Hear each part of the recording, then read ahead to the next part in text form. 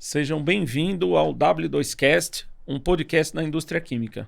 Nós somos da W2S Consultoria, eu sou o William Saraiva. Eu sou Kátia Braga. E juntos temos o prazer de receber aqui José Carlos Bartoli, CEO da Color Trade, Importação e Exportação. Seja bem-vindo, José. Obrigado pela oportunidade, Kátia, William, prazer estar aqui com vocês. Muito obrigado por aceitar aí o convite, né? É uma honra para nós aí poder contar com você aqui, né? Nos primeiros... É um prazer. Episódios aí do W2Cast para falar, né, profundamente de um tema tão relevante, né, para a indústria química, que é o impacto aí do dumping, né, do dióxido de titânio aí na indústria, seja na indústria de tinta, seja na indústria de plásticos e master batch, né? Então, sim, seja muito bem-vindo. Obrigado. É um prazer estar aqui com você. Prazer meu, Kátia. E a gente tem muita coisa para conversar hoje. E antes da gente entrar nesse tema, né, que é um pouco mais de debate, um pouco mais crítico, polêmico, eu queria perguntar para você, contar um pouquinho da sua trajetória pra gente. Como é que tudo começou? Como é que surgiu o Color Trade? O que você vê de marcos importantes nessa tua trajetória? Eu sou formado em Engenharia Mecânica pela FEI. Em 1985, comecei a trabalhar com meu pai na Minérios Ouro Branco. Todo mundo conhece, né? É uma empresa que hoje tem 58 anos. E é uma empresa que distribui e moe aditivos minerais. Faz tinta, plástico, borracha, enfim. Comecei com meu pai, a empresa era pequena, fui desenvolvendo. E eu sempre achava que Ouro Branco tinha que ter mais que minerais. Então eu falava, vamos agregar valor aqui. E começamos a trabalhar com fibra de celulose na Ouro Branco. E no final dos anos 90, 98... eu comecei a trabalhar com a China. A minha história com a China, ela é engraçada. Eu sempre gostei muito de geopolítica na vida, tá? Li a geopolítica desde a Guerra do Vietnã. E eu acompanhei a abertura econômica da China com as zonas econômicas especiais, as ZES, quando Deng Xiaoping assumiu o poder com a morte de Mao Zedong. Começa a abrir a China, começa a olhar a China. E a China, para quem conhece a história da China, a China foi o maior PIB do mundo no século XVII. Sempre foi grande. E a China estava fechada. Eu fui comprar um moinho, um micronizador na Itália, e aí eu vi quem me vendia o micronizador, ele micronizava carbonado de cálcio para tinta, o Walter. Aí eu falei, Walter, esse talco aí que você tem? Da China. Eu falei, da China. Preciso ir lá. É bom, né? Eu falei, bom e barato pra caramba. Eu falei, eu sabia que tinha talco bom lá. Eu falei, legal. Aí eu comecei um projeto de slurry com a Comital de Portugal. Foi o primeiro pioneiro de slurry aqui, com a Eucatex, inclusive. Olha Paulo só. Donadio. Trabalhei, Paulo Donadio, eu trouxe um container de slurry de Portugal para o Brasil, para fazer o primeiro teste da Eucatex. Né? Depois eu acabei não fechando com eles, porque meu pai não quis fechar o acordo. Bom, enfim, aí eu comecei a trazer sulfato de barita, que o Brasil tinha só a QGN aqui. Sim. E era cara e não tinha muita oferta. Comecei a trazer barita de Portugal e descobri que era da China. Aí veio o advento da internet. Em 1997, 98, comecei a meter Yahoo, barita China. Começou a entrar um monte de fax, botava fax para fora na China. Bom, fax, enfim, fax. Que maravilha. E a chinesada já começava a responder para mim, e mandaram umas amostras de barita para mim, que eu falava, nossa senhora, isso aqui é bom demais. Isso aqui, a QGN fazia precipitado, era cara. A hora que eu vi o preço, eu falei, meu, coitado, vou quebrar os caras assim, meu. Bom, moral da história, comecei a trazer barita da China. Você está falando de que ano mais ou menos? 1998. Uhum. Tudo porque eu já olhava a China. Aí em 98 eu comecei a trazer barita da China. Mas foi um dos primeiros então, né? Fui o primeiro a trazer barita da China. Tá? Comecei a vender pra caramba, né? Pra indústria de tinta em pó, tinta industrial. Comecei a trazer muito. Quem me ensinou muito sobre barita, eu vou falar do nome dela aqui, não sei se você vai lembrar da Edna, da Tinta Sumaré. Nossa, sim. Pô, ela foi minha professora de barita. Olha só. A Edna foi quem me ensinou a trabalhar com barita. E aí aí em 2000, na Ouro Branco, cheguei pro meu pai, vi uma China Coat em 2000 em Guangzhou. Aí todos os meus clientes, porque a gente vendia mica, na época, na Ouro Branco, falava, e o pessoal de Master Batch, você tem mica perolada, que é o pigmento perolado. Falei, não. Aí eu falei, puta, essa mica perolada quem tinha era a Merck, vendia caro pra caramba. Muito né? caro. Muito caro, só tinha ela. Era ela e a... que depois a Merlin, qual era o nome da Merlin? Era a Gremafer que vendia também, que era da Engelhardt. Engelhardt. Os dois vendiam caro pra caramba. Aí eu me lembro do Gianni da Cromex, comprador da Cromex, falou, Zé, tô precisando de pigmento perolado, mica perolada, vai, você não consegue me arrumar tal? Aí eu bati o olho na China Coat, tive um monte de fornecedor, expositor de pigmento perolado na China, eu falei, umas 3 semanas, eu falei, pai, eu vou pra China. E nessa época tinha vários, assim, né? Tudo pequenininho Tudo, e vários. Tudo corridinho, um do lado do outro. Assim, não, mas é tudo umas empresinhas. Tudo pequena. Tudo pequena. Aí eu falei, meu pai, vou pra China, já vou visitar lá o fornecedor de barita.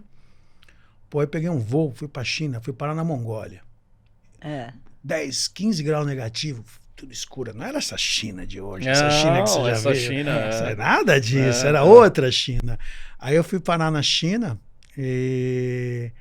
Bom, aí eu conheci uma empresa de pigmento perolado, a Thais, eu comecei a mexer, comecei a trazer...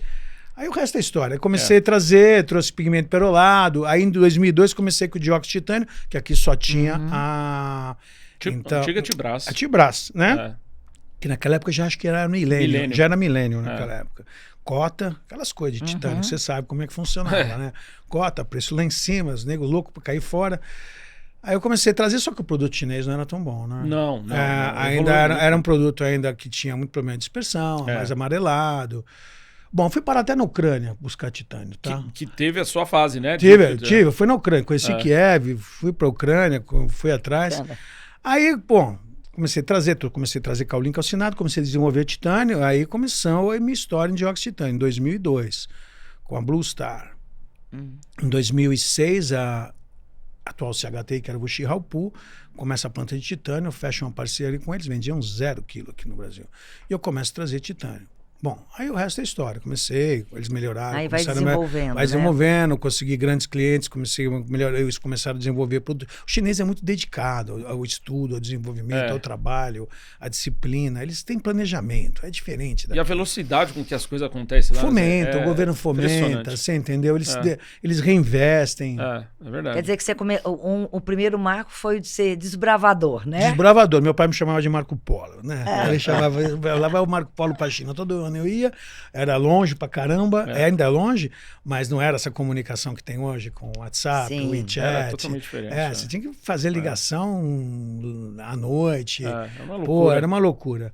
Bom, enfim, aí a coisa se desenvolveu, comecei a vender titânio, comecei também, aí eu me torno, além de distribuidor, agente, né, representante e consultor deles aqui no Brasil, da Wuxi Haopu. E aí a coisa andou.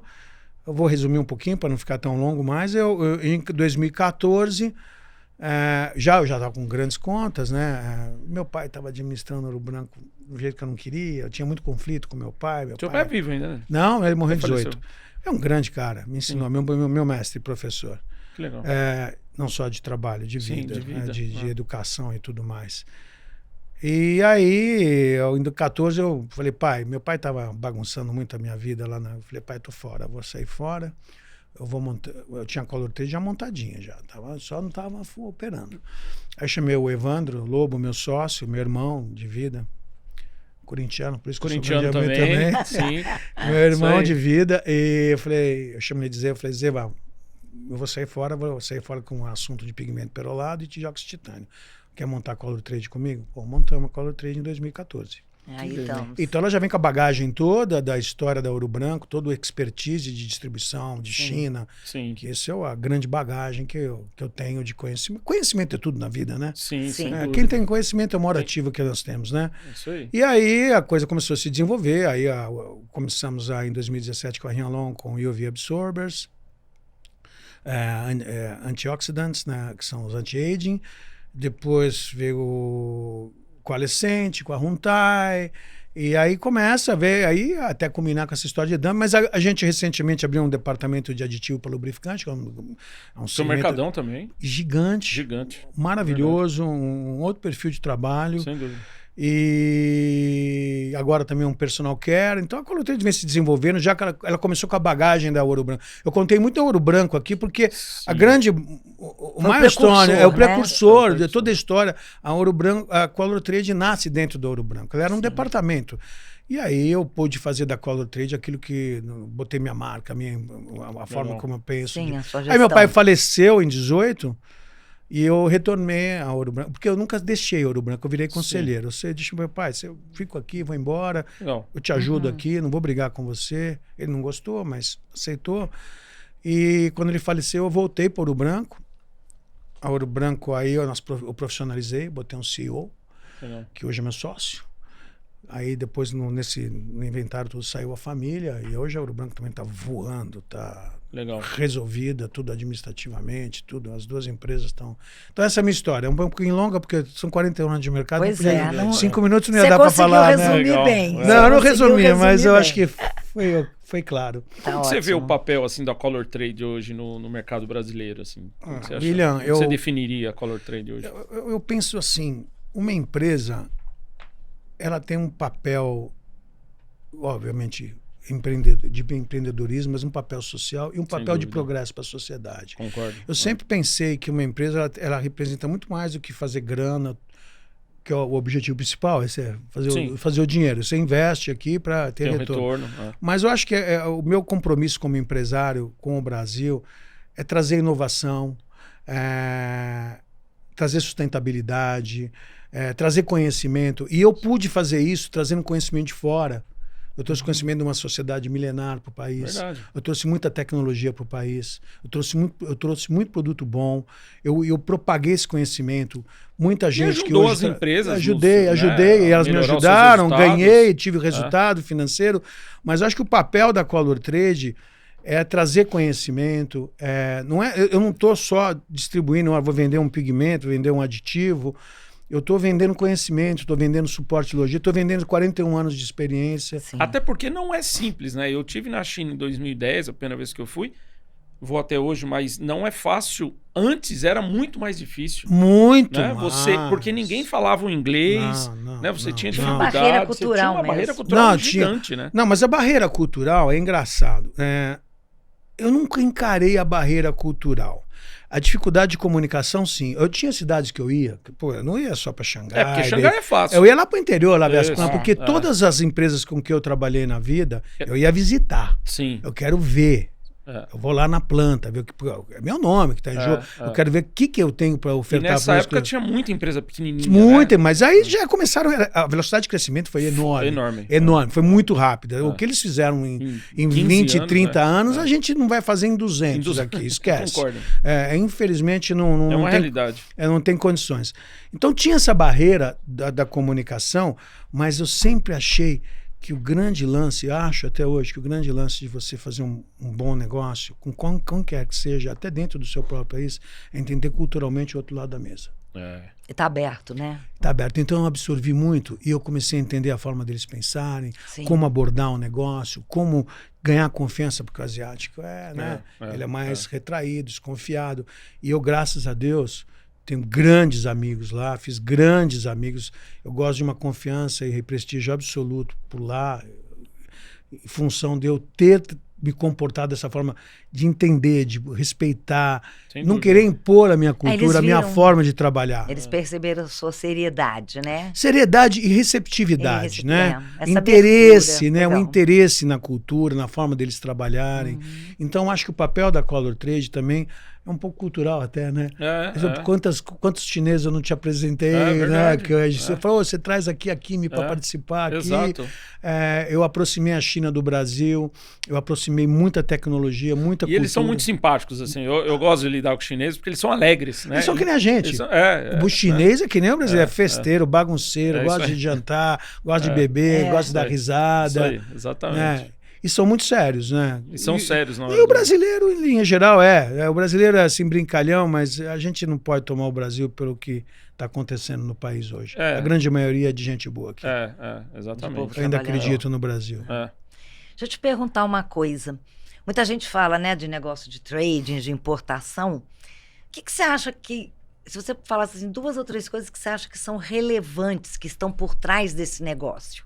Você citou algumas coisas, claro, clareza de comunicação, confiança, seriedade, mas assim, pensando de uma maneira geral, tem mais alguma coisa que você diria é importante isso para um negócio dessa natureza? Eu acho que a primeira coisa que é importante na tua vida é a reputação, a tua credibilidade.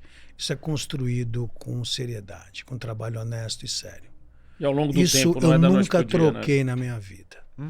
Perdi dinheiro fornecendo, mas honrei meu nome. Isso. Então, o primeiro ativo que você vai fazer, qualquer coisa, principalmente na distribuição, quando você está do outro lado da mesa, você já foi Henkel, você já, do VAC Química, eu já trabalhei com você, Sim. a gente, sabe, que eu sempre queria que você acreditasse em mim. Sim, Entendeu? E não só acreditasse na minha seriedade, acreditasse nas minhas informações, no meu conhecimento técnico. Eu tinha que também, a hora que eu fosse sentar com alguém com capacidade de vocês, que eu conheço do mercado, eu tinha que falar alguma coisa. Vocês tinham que me respeitar pelo meu conhecimento também.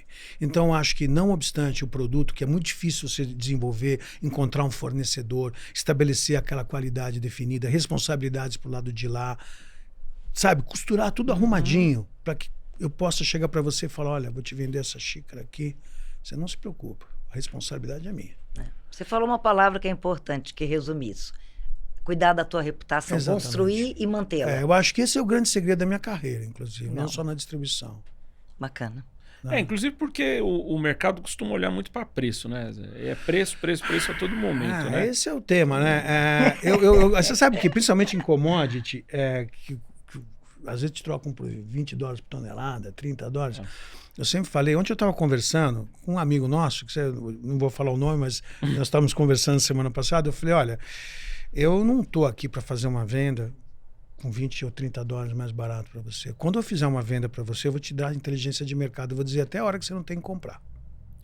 Esse é o papel, né, do trader. Porque como trader, eu tenho a obrigação de te dar uma orientação de mercado. Exato. E como eu tenho muito conhecimento, acompanho muito, estou sempre antenado, recebo todos os reportes, falo com o mundo inteiro, eu tenho a obrigação.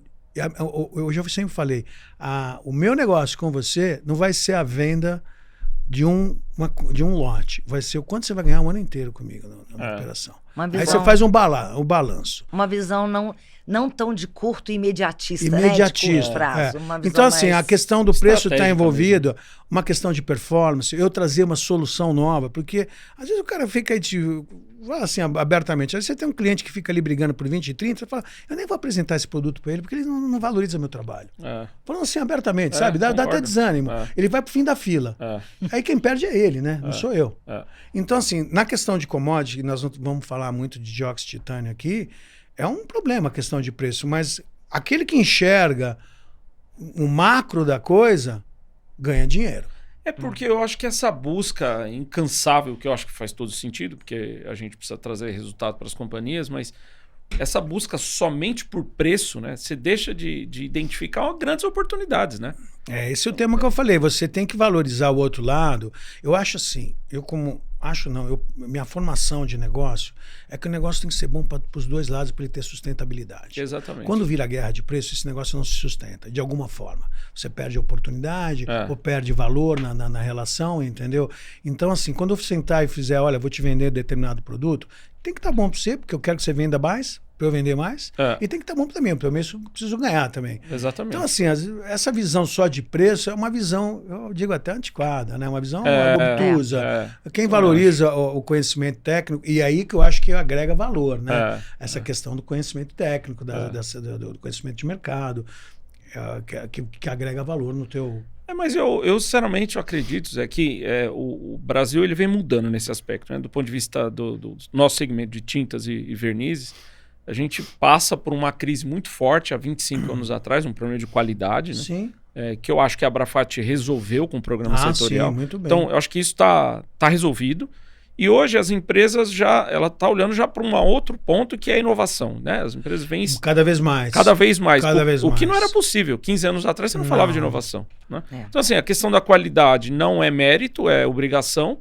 E E a partir de agora as empresas têm olhado, né? E aí você precisa de parceiro, né? Você precisa falar de estratégia, você precisa falar de médio prazo. Né? Você amplia a discussão, né? Você amplia a discussão. Amplia a discussão. É É aquilo que eu falei. A gente começa a fazer a relação, tomar outro espectro, que não só brigar por preço. O que você tem de inovação para me trazer? O que você tem de expertise? Onde é que eu posso correr aqui nessa dificuldade? Como é que nós juntos podemos resolver Por exemplo, no caso do dumping agora, como é que eu vou sair dessa do dumping que me jogou esse número enorme nas costas? Existem soluções, mas isso tem que ser discutido. Tem que ser discutido, avaliado. E aí vem aquela coisa da relação entendeu? E não tem receita pronta, né? Muitas vezes o que pode ser solução para um determinado fabricante, para outro não é. Nunca teve. Aqui aqui existe uma diversidade enorme na forma como as indústrias... Sem dúvida. O mesmo segmento, indústria de tinta decorativa, você vai em 10... São 10 diferentes formas de abordagem do produto, da formulação... A criatividade brasileira é boa também, nesse sentido. E traz em qualidade muito boa, porque acirra a competitividade. A gente tira leite de pedra aqui. Eu sempre digo isso. Eu sei. Quem é empresário tira leite de pedra. Tira. O empresário é um lutador, um guerreiro. E o profissional, porque a gente não tem incentivo nenhum. Exato. Entendeu? Que você vai comprar um equipamento de pesquisa e desenvolvimento, tem imposto pra caramba, é um absurdo. Às vezes você vai comprar, outro dia eu fui montar o laboratório lá, cadê o imposto de 50% sobre equipamento? Sobre equipamento, é isso aí. Inovação, isso aí não devia ter imposto. A gente já falando de toda essa questão de custo, dessa briga de preço, de falar de valor de um modo geral, né? Sim. Que você comentou. Vamos já te fazer a pergunta que não quer calar. Vamos falar de dióxido de titânio. Claro, é a minha especialidade. A gente queria ouvir um pouquinho de você, como é que você está enxergando este momento. Olha, já estava complicado, agora complicou mais com a guerra, né? Vamos fazer uma cronologia, né, da coisa. Eu acho que assim a gente consegue contextualizar melhor e chegar até aqui. O mundo do dióxido de titânio, a China tem uma overcapacity. Isso já vem de muito tempo. Então vamos falar de números para você entender o que é o mercado de dióxido de titânio global, que chega por que chegou o dumping, não só no Brasil, chegou o dumping na Europa, na UK, Índia caiu, né? Caiu em dezembro. Caiu. Assim, se você pensar a capacidade produtiva do mundo de dióxido de titânio, são 10 milhões de toneladas. Produz-se hoje 7 milhões e meio. Dessas 7 milhões e meio de toneladas, 4 milhões e 700 é produzida pela China, que utiliza cerca de 2.800. Ela tem uma capacidade de exportação atual de 1.800.000, 1.900.000 toneladas. Agora eu vou falar o tamanho de mercado. Os Estados Unidos tem uma capacidade produtiva em torno de 1,5 milhão de toneladas, produz 1.300.000, produz e consome 1.300.000. Os Estados Unidos é autossuficiente de titânio, tá? Se não me engano, é mais ou menos isso. São esses os números. A Europa, entre o leste europeu e o oeste europeu, ela tem uma capacidade de 900.000 a 1 milhão de toneladas e consome 1.200.000, 1.300.000. Ela ainda precisa importar 200, 300. Então você imagina, e o Brasil, a Índia 400.000 toneladas, Japão 170, que nem o Brasil, e México 120. Esses são os mercados do mundo, tá? Vamos pensar. Se você pensar que a China tem capacidade de produzir 6 milhões de toneladas, e ela está produzindo 4.700, ela consegue atender a Europa inteira. Ela consegue atender a Índia, ela consegue atender o Brasil e o Japão, se ela apertar o pé no acelerador. Só não atende os Estados Unidos, quase fecha o mundo. Então essa supercapacidade, a China acredita em escala. O projeto de implementação de qualquer produto chinês sempre é escala. É escala. A gente está vendo no carro elétrico agora, né? Então você fala assim, você vem aqui falar do produtor nacional, que produz 50.000 toneladas, a minha representada está com 550.000 e daqui a 2 anos está com 900.000. É surreal. Porque o Brasil, antes aí do dumping, acho que 60% era... 100.000 toneladas vinha da China. Da China. Eu vou chegar agora no Brasil. Então, assim, por que o dumping aconteceu no mundo? Essa overcapacity e a super escala do chinês, produção massiva, jogou os preços para deprimiu e aí sufocou as empresas do Oeste. A Europa entrou com dumping. Foi a primeira, né, que entrou com dumping. Os Estados Unidos já vinha do Trump 1, né? Sim. Mas aí por outros motivos, né? Por outros motivos geopolíticos. Geopolíticos, aí, né? Exato. Aí o Brasil, que o produtor nacional, viu oportunidade junto e entrou com um pleito. entrou e teve um sucesso em tempo recorde, né? Foi uma coisa assim até espantosa para os padrões normais, até para quem acompanha. Eu hoje entendo o processo de dumping. Eu acompanhei e acompanho de perto, que eu sou interessado, Sim, obviamente. sim. Então a China colocar o mercado, aí como é que fica a situação? Essa é a grande questão, nós estamos falando de que o mercado brasileiro atual é de 180 mil toneladas. Dessas 180 mil, você tira 50 mil do produtor nacional. Sim. Sobra 130. Então, como é que funcionava essas 130? 100 mil vinha da China e 30 mil vinha da planta produzida lá no México de cloro. Tá? Sim. O que aconteceu? Então, você tem 130 mil que sempre será importado, certo? Sim. Você partiu de um produto que estava chegando no Brasil nacionalizado a 2.500, 2.600, e hoje está pagando 3.300. Nossa. 3.400. Então você colocou Mais de no 40%, mercado. né? Porque o dumping, só o dumping é 1.150. Só o dumping no preço da época deu 40%. Não, o dumping você tem 8% de I mais 1.150, dá 67%. É o maior dumping do mundo. Na Europa tem de 200 a 700, depende de dólares por tonelada. Aqui é de 1.150. Sim. Mais 8% de I. Então, imagina o seguinte. Você já pega 800 dólares por tonelada, que o mercado está pagando a mais por causa do dumping,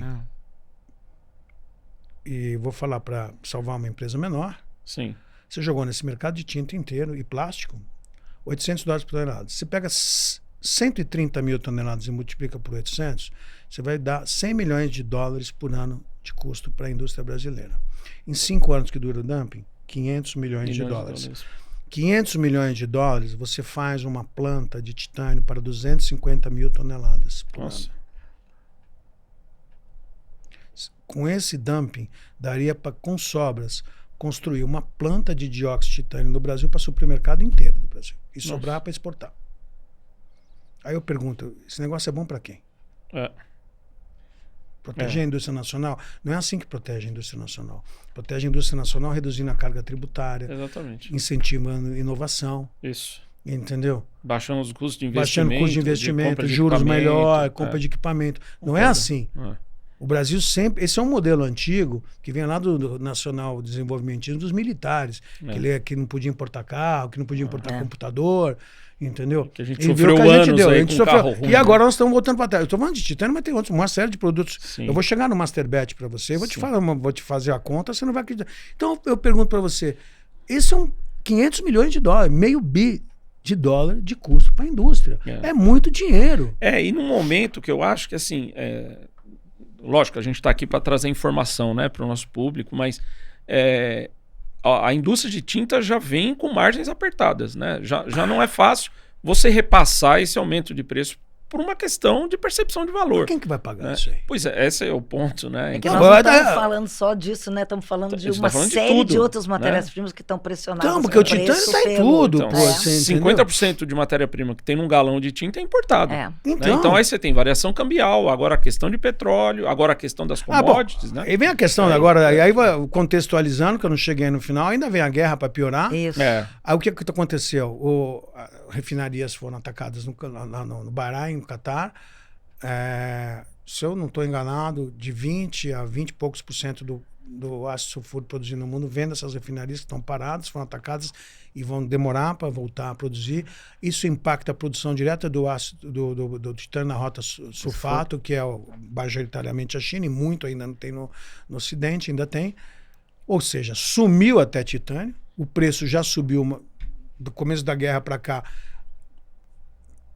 Na China, uns 500 dólares. No mercado western, subiu uns 200 a 300. Então...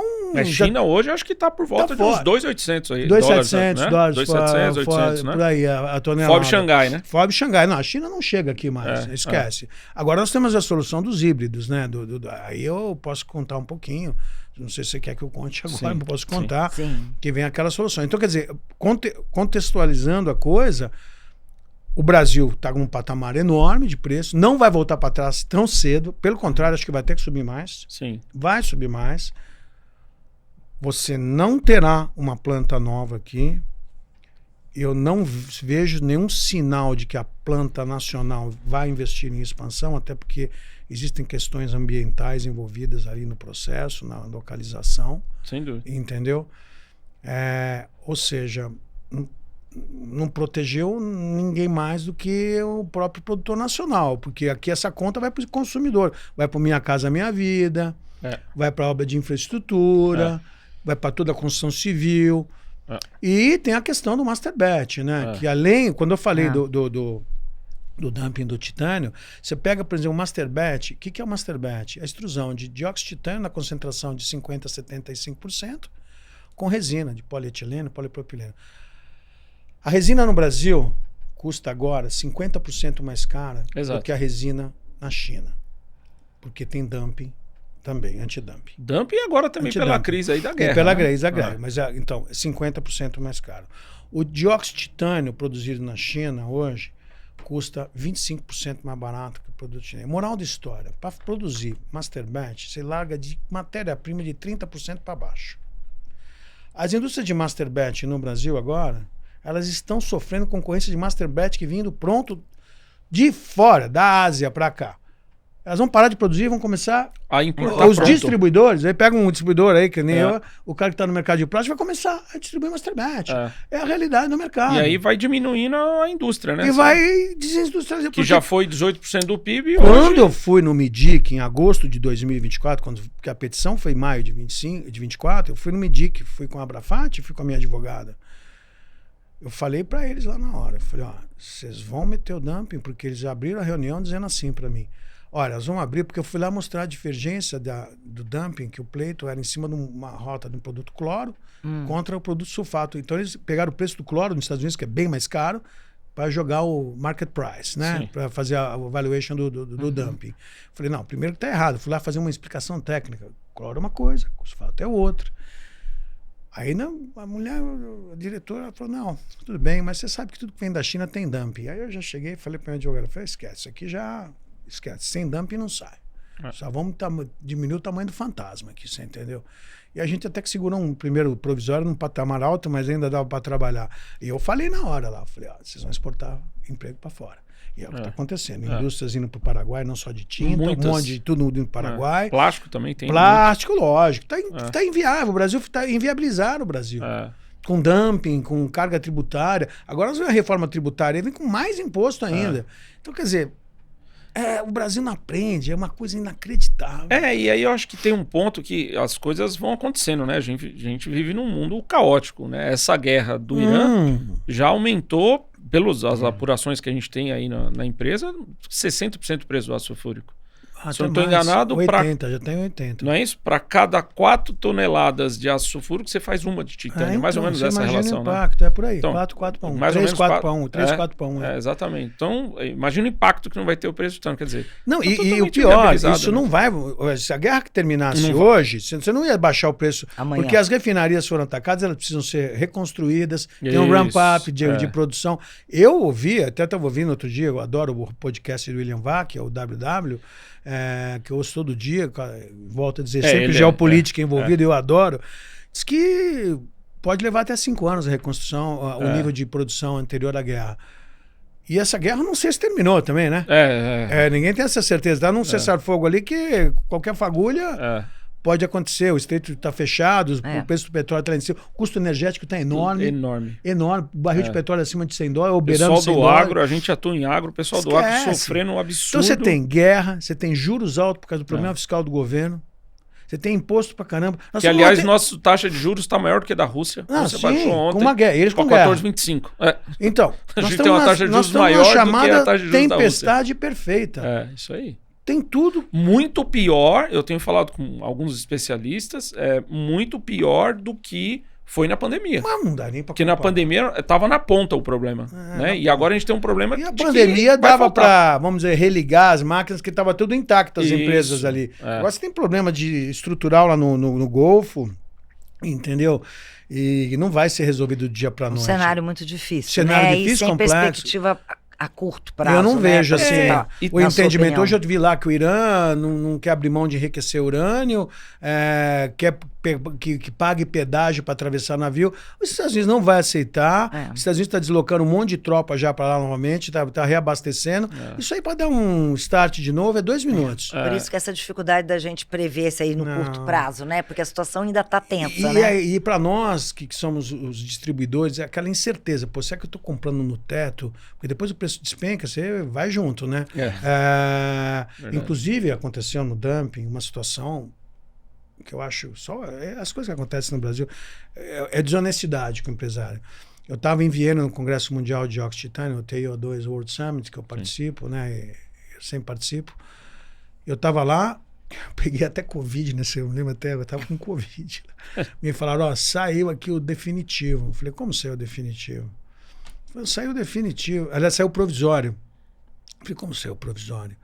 Eles nem foram visitar ainda a LB e a CHTI, que eles tinham que visitar primeiro. O processo era assim, o dump pediu em maio, eles visitaram a Tronox nos Estados Unidos em setembro, eles tinham que visitar, marcada visita na LB e na Tinergy, a Tinergy, que é a CHTI, a Tinergy atual, em novembro. Eu falei, bom, depois eles visitaram, então sai em dezembro o provisório, né? Sim.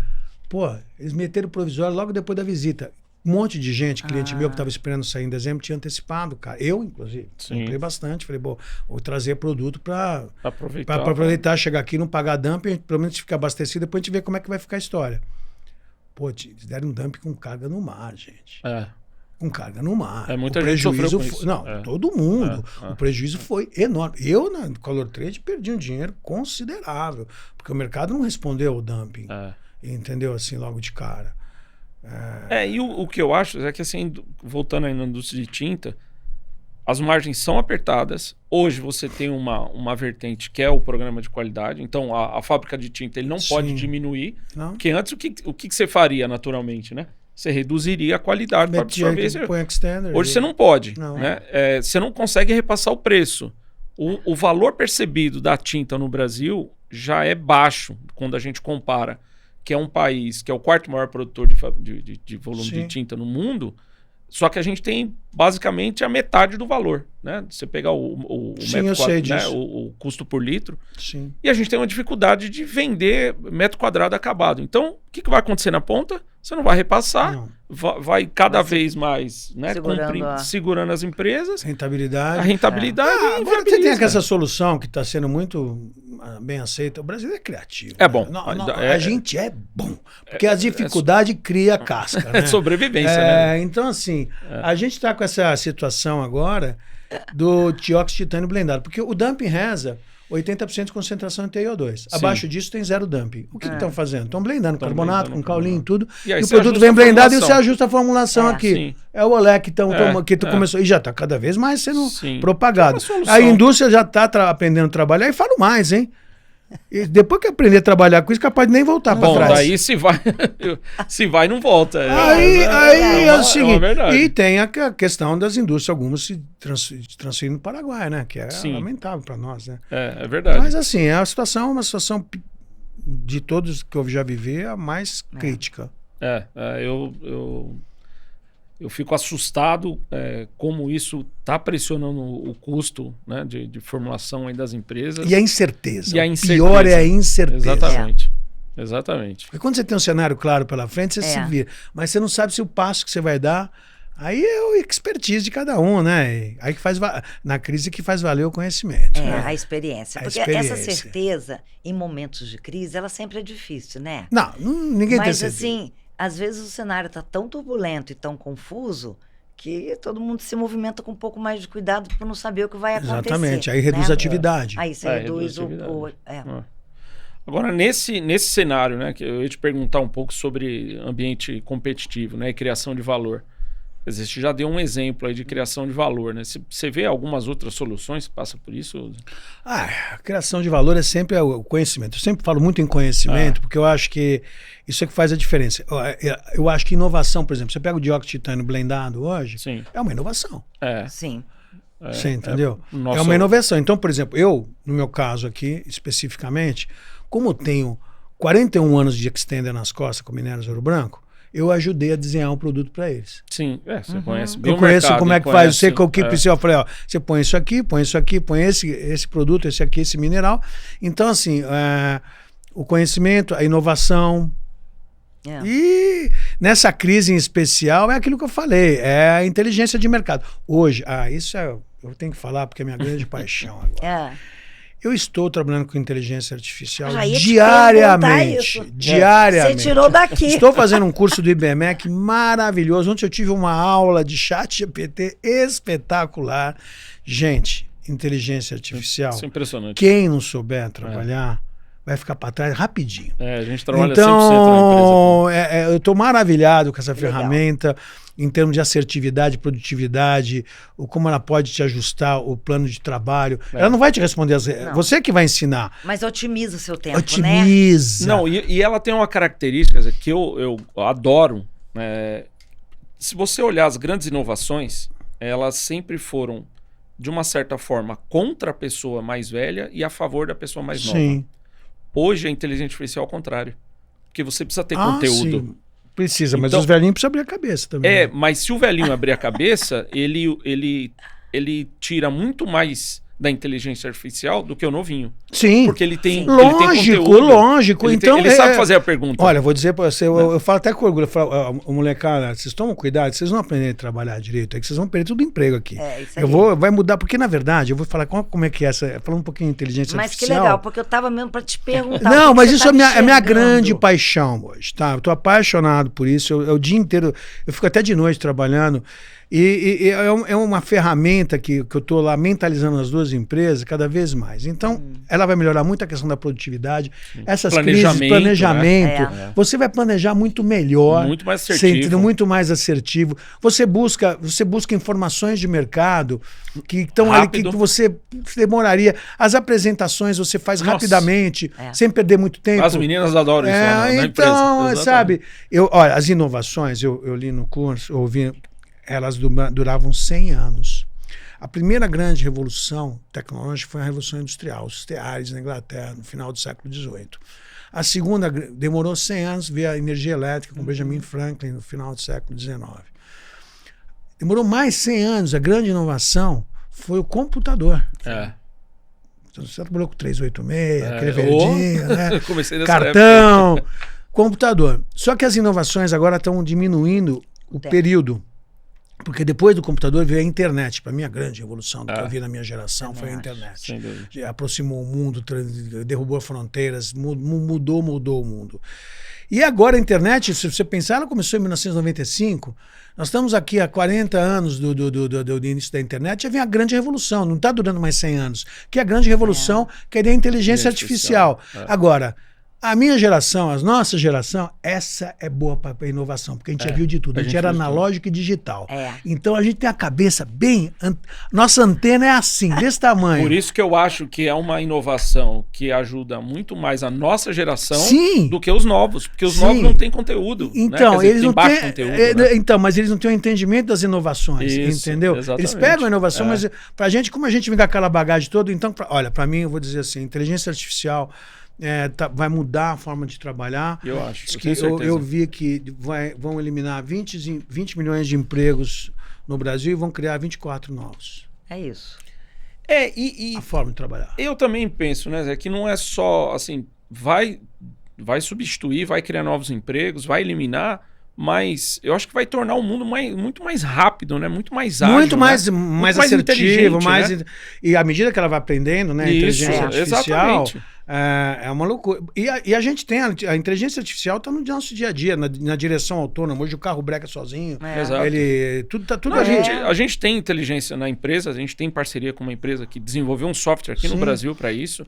E você formular, eu falo isso nas minhas palestras, você formular produto como nós formulávamos antes, era no caderninho. Eu sei. Dependia do químico. Hoje, o que você demoraria 50 protótipos, você faz em 10. Então. Com um bom banco de dados. E aí que vai privilegiar o intelecto. Isso. Não o trabalho braçal. Você vai privilegiar o intelecto. Exatamente. Então a forma de trabalhar vai mudar. O intelecto vai subir, a régua vai subir. Sim. É isso aí. Muito. Sim. Exato. Entendeu? Porque a inteligência artificial te desafia também. Então você é desafiado e você tem que fazer a pergunta correta. Correta, os prompts certos, entendeu? E aí você precisa ter conteúdo, porque senão você não sabe fazer Eu trabalho pergunta, né? todo dia com isso agora. Muito bacana. Eu também Isso sou. é muito legal, Eu tô sou apaixonado. Eu também sou apaixonado por isso. Zé, Legal. por incrível que pareça, já se foram 40 minutos do nosso bate-papo aqui. Foi um prazer. Né? Eu acho que vale a pena a gente combinar próximas vindas aí. Eu adoro aprender com você. Eu aprendo muito com você. Você vocês é também. uma referência aí no mercado. Agradeço. Né? E olhando aí para os próximos anos, assim, quais são as tendências assim que você acha aqui para o nosso... Se conseguir olhar para cima desta crise, entendeu? A minha preocupação com o Brasil é essa crise que nós estamos vivendo política. Eu não queria entrar muito nesse assunto, porque não é aqui, mas isso afeta diretamente os negócios. A insegurança jurídica pelo que o país passa hoje afugenta o investimento de longo prazo. Enquanto o Brasil não resolver sua questão política interna, isso aqui não vai andar. A gente perde, o Brasil não cansa de perder oportunidade na história. Nós sempre perdemos oportunidades. Eu não vou falar de partido político, nem de eleição presidencial. O Brasil precisa resolver esse tema político, precisa resolver o tamanho do Estado, precisa desonerar a carga em cima da produção, precisa tratar a educação com mais seriedade, porque todo o nosso problema começa na educação. É a pedra angular do nosso problema, é a educação. Verdade. Então, eu vejo que o Brasil tem que investir nessa juventude, a juventude está desestimulada a trabalhar, entendeu? Tem muito assistencialismo nesse país. Nós estamos falando de São Paulo é uma realidade, você sai fora. Então eu vejo assim, no cenário local nós temos esse grande desafio para a gente superar a crise política. E segurança jurídica. Segurança jurídica é fundamental para o empreendedorismo. E no cenário externo nós estamos vivendo um mundo novo. O mundo que existia antes não existe mais. Nós temos conflitos sérios no Oriente Médio, temos conflito na Ucrânia, tem a questão da China, a ascensão da China como superpotência e conflitando com os Estados Unidos. Nós estamos vivendo um período de transformação, um período histórico. Às vezes eu fico até um pouquinho temeroso, que é muito parecido com o do século passado, nos anos 20, que culminou com a Segunda Guerra Mundial. Eu espero que não tenha a terceira. Mas a gente está num momento muito parecido. A gente está num momento crítico. É um momento de transformação muito parecido com os anos 20. Se você olhar a história, na verdade, ela sempre se repete. Ela é cíclica. Então eu vejo assim, é um cenário desafiador que vai precisar de muita resiliência. E o meu filho começou a ser empresário agora na área de tecnologia, startup. Eu falo para ele, pai, qual é o segredo de ser empresário? Eu falei, resiliência, filho. Resiliência. Principalmente aqui no Brasil. Aqui no Brasil, então, fundamental. É a chave de sucesso. Então, é isso que é o meu... que eu posso ter contribuído aí com as minhas ideias. Não, imagina. Nossa, foi muito bom o nosso papo. Passou muito depressa. Muito rápido. Muito gostoso. Foi muito bom. Espero que tenha contribuído. Parabéns pela iniciativa. Eu acho isso bacana. Precisa mais. Isso aqui é importante para você propagar ideias, trazer conhecimento, conflitos saudáveis, ideias, debates, entendeu? Porque essa é uma visão minha, pessoal, com a minha experiência, mas tem outras formas de pensar aí. E parabéns pela iniciativa. Sucesso para vocês. Muito obrigada. Para você obrigado também. A todos, viu? Obrigado. Para você que nos acompanhou até aqui, acompanhe a W2S em suas redes sociais. Acione lá o sininho W2Cast para poder acompanhar aí as grandes informações e notícias da indústria química, seja aqui no Brasil ou seja pelo mundo. Obrigado. Obrigado a todos. Muito obrigada.